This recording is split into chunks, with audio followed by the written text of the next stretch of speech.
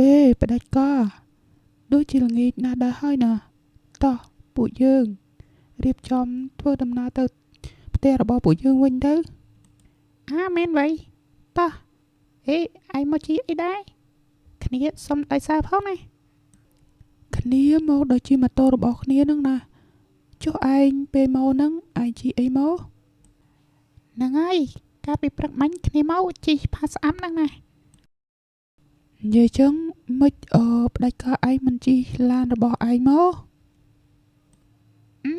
មែនហើយដោយសារតែជីឡានមកអស់លុយច្រើនហ្នឹងណាគ្នាគ្មានលុយណាចាក់សាំងទេយេផ្ដាច់ការឯងគំរីម្លេះមានឡានហើយមិនជីមកទៀតហើយថាអត់លុយតាមពិតក្រុមហ៊ុនរបស់ឯងរកលុយបានច្រើនណាស់ចំណូលមួយថ្ងៃគឺរាប់ពាន់ឯណោះមិនអីទេឥឡូវទៅជាមួយយើងក៏បានដែរតោះពួកយើងទៅចំខកបាំងឯខ្នង